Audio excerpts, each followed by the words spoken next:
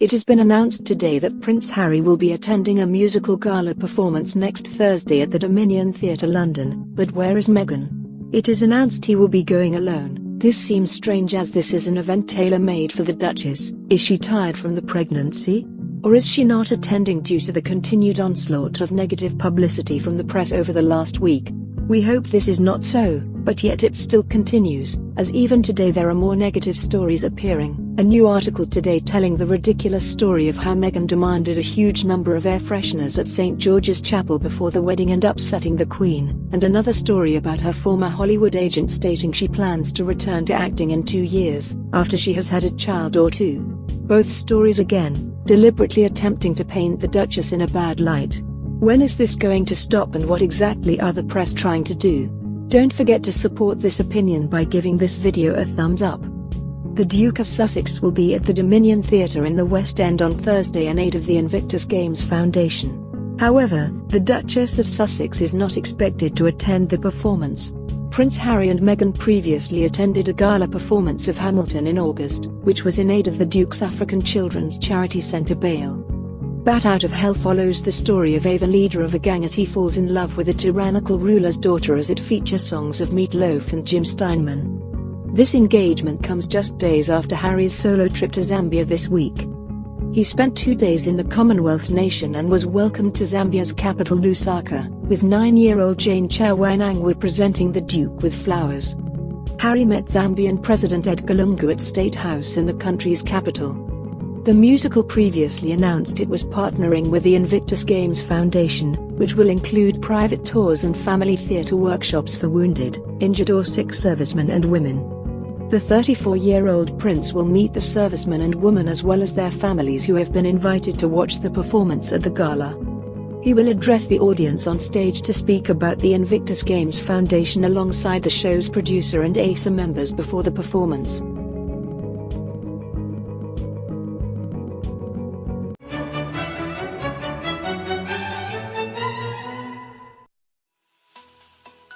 And the latest rumors doing the rounds in the media at the moment come from respected royal expert correspondent, Katie Nicholl.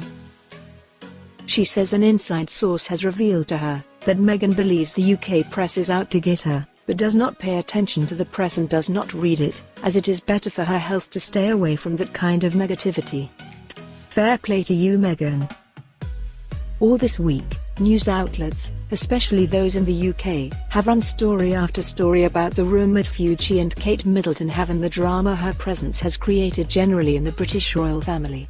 Meghan is aware there are stories like this about her, Vanity Fair is reporting via a source. But she also believes she is being targeted in a bit of a smear campaign by some UK outlets. She feels to a degree the British press is out to get her, and while she's aware of the news and what's going on, she tries her best not to read all the stories about her, states royal correspondent Katie Nicholl. Meghan does this in part for her mental health. Meghan is a believer in karma and she doesn't want to sit there reading negative online stories and comments about herself, the source explained. Nicholl pointed out that unlike Meghan, her husband Prince Harry does read some of the British papers. This isn't the first time that it has come out that Meghan avoids reading news stories about herself. Meghan told Vanity Fair herself last year for its November cover story that she doesn't read articles written about her. When asked how she coped with some British outlets' nasty stories, Meghan said, "I don't read any press. I haven't even read press for Suits. The people who are close to me anchor me in knowing who I am. The rest is noise."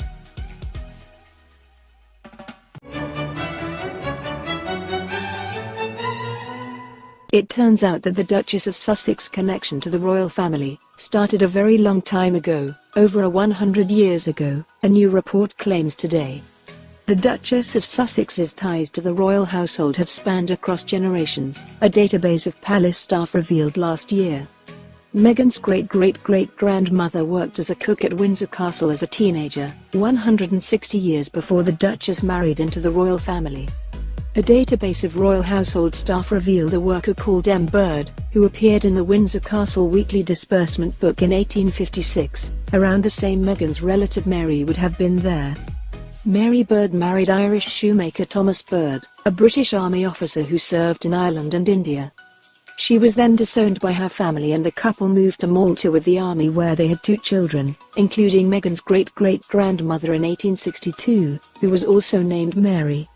They spent 20 years in Malta, during the period when British India trade empire was at its peak.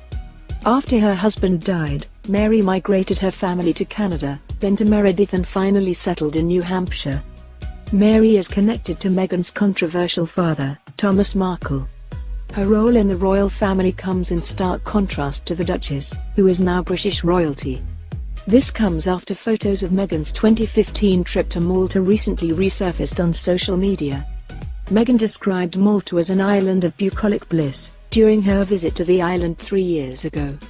The former Suits actress looked joyful in a series of pictures taken during her trip, during a shoot for fashion magazine Elle UK. The Duchess said the trip was to learn more about her roots and fit the pieces of her cultural puzzle, while immersing herself in traditional Maltese food and wine. She said in a 2015 interview, "To come somewhere where you so quickly settle into feeling welcomed is really special. I started to say, oh my gosh, I do sort of blend in." Meghan added, "In Gozo I love the fresh goat's milk cheeses, particularly the pickled ones with the black pepper on them. I'm about to have the spaghetti with rabbit, which I've been waiting to try. This morning, for breakfast, I tried the pastizzi with peas and ricotta. Oh my goodness, they're delicious. So my suitcase will be filled with all sorts of Maltese treats." The Duchess looked elegant in a £1,600 Max Mara Manuela coat, with casual boyfriend jeans and a grey shirt. The photo shoot re-emerged on social media, after Joe Little of Majesty magazine tweeted them earlier this week. The images were taken just 4 months before Meghan met her husband, Prince Harry, and 2 years later, and was swept into a whirlwind romance with a royal. One photo shows Meghan dressed in a traditional Maltese gonella headdress, standing beside Marquis Nicholas de Piro and his wife Frances at their home Casa Rocca Piccola.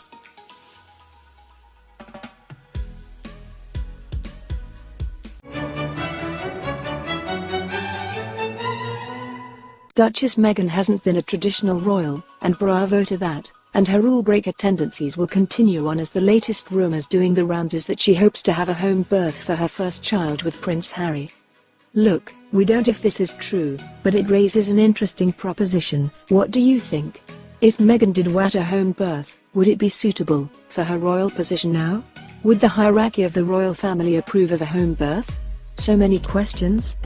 It's only been a year since Meghan announced her engagement to Prince Harry, but she apparently has had enough of the pressure on her to adhere to tired conventions, according to Grazia, via Life and Style.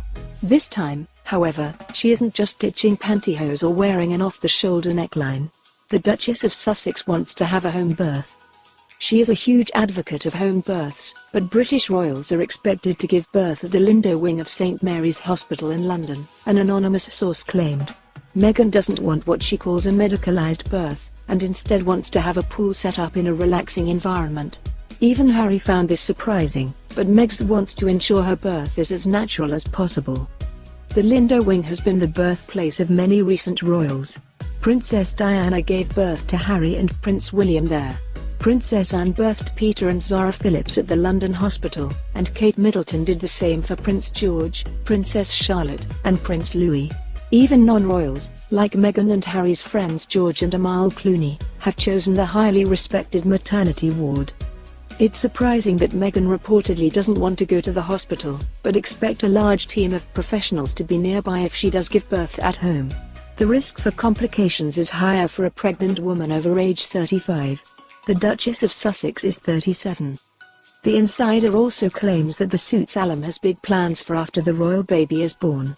She allegedly wants to breastfeed in public to help fight the stigma against it and wants to make sure Prince Harry is photographed holding the child. What do you think of home births? And should Meghan have a home birth? Is it suitable in her position now as a royal? We don't see why not.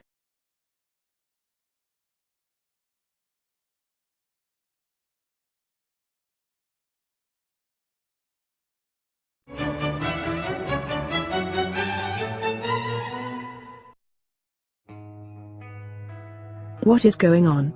In the last 2 weeks there has been an avalanche of negative press against the Duchess of Sussex. Why has this started all of a sudden? And who, or what is behind it? Who in the media is giving the green light for all these stories? This U-turn in the media's approach is very obvious and in our opinion dangerous. What on earth has Meghan done to deserve this? This nonsense needs to stop now. If you agree with this opinion, be sure to show support by giving this video a thumbs up. The media needs to leave our Meghan alone. It is barely 6 months since the wedding of Prince Harry and Meghan Markle was feted by the British press as a modern, progressive fairy tale. But now, certain corners of that same British press are turning against them, or, more specifically, the bride. For the last few weeks, the Duchess of Sussex has been the subject of hostile briefings by so-called royal insiders, courtiers and family friends, who portray her as a demanding bridezilla in the run-up to the wedding and a difficult boss who snaps at her staff. An assistant has left amid reports of barrages of emails and phone calls at 5 a.m., while Harry is reported to have loudly told courtiers before the wedding, "What Meghan wants, Meghan gets." We are told that the Queen was displeased about the bride-to-be's request for an emerald tiara and, in the latest story, that Meghan left her future sister-in-law, Kate, in tears at the fitting for Princess Charlotte's bridesmaid dress. Whatever the truth in any of these reports, and there are always at least two sides to any story, a troubling narrative is developing about the new Duchess of Sussex that seems designed to put her firmly in her place. There is an apparent effort to other her, perhaps due to her being American, but also, in a more insidious way, over her biracial heritage. After all, how dare this successful, independent-minded, forthright woman have opinions on how she wants her wedding to be? How dare a woman who has worked hard at her career before she joined the royal family continue to send emails now she is on the inside? It has long been the case that young royals, particularly those who marry into the family, simply cannot win. Take a laid-back approach to royal life, and you are accused of being lazy. But if you dare approach signing up to what must be an overwhelmingly rigid and traditional family firm with enthusiasm and gusto, as Meghan apparently has, you are attacked for being pushy and demanding. The Duchess of Sussex is not the first new royal to be criticized by the tabloid press for, in their eyes, not getting it right. Her husband's late mother, Diana, was both adored and pilloried by newspapers. Her sister-in-law, Sarah, Duchess of York, is to this day portrayed as apparently not quite fitting in. Before her engagement to Prince William, Kate Middleton and her family were always too middle-class, rather than aristocratic, for those courtiers who briefed the newspapers. But for Meghan, the othering has been stepped up a gear. The fact that she is an American and a Hollywood star added glamour to her wedding to Harry in May at St. George's Chapel in Windsor. Now, her background is being used against her, as if no one else in the royal family has ever been demanding or dared to express an opinion about a tiara. Even if there is a grain of truth in these stories, let's step back for a moment. There are always tensions and stressful demands from a bride and groom in the run-up to any wedding. For a royal wedding, to be watched by 2 billion people worldwide, those tensions and stresses must be magnified by 1,000. For Meghan, on top of all of this, it was a period of intense personal turmoil as, for those with short memories should remember, her father was hounded by the media, not exactly supported fully by Kensington Palace in the maelstrom, and then announced he could not attend. She had to endure other family members selling their stories about her personal life, while unable to speak publicly herself. So, if Meghan did snap at Kate at Charlotte's dress fitting, does she not deserve some understanding? And if, as is reported, Kate did indeed cry, is this also not entirely unexpected, given that she herself had very recently given birth? If Harry really did say, "What Meghan wants, Meghan gets," was it not simply an attempt by a loving husband-to-be for the wedding to go as smoothly as possible, given all the turbulence? And is asking for an emerald tiara from the Queen an act of treason, as some would have us believe, or merely a request from a bride-to-be to put her own twist on tradition? It is possible these stories are gaining traction because there are rumored frustrations among royal journalists that the family, and the Duke and Duchess of Sussex's camp, in particular, are not giving anything away as they retreat to a more private existence in anticipation of the birth of their first child, moving to a cottage on the Frogmore estate at Windsor, away from the media glare of London. It is also notable that the negative briefings began shortly after Meghan and Harry broke the news of the pregnancy in October at the champagne reception of his cousin, Princess Eugenie, as if because the new couple had broken one unspoken social rule, they surely must be guilty of breaking others. But, Judging by the crowds that turn up to Meghan's public engagements, she remains one of the most popular members of the royal family. As she is unable to publicly hit back against anonymous hostile briefings against her, our newest royal does not deserve the version of the fairy tale that's been written for her.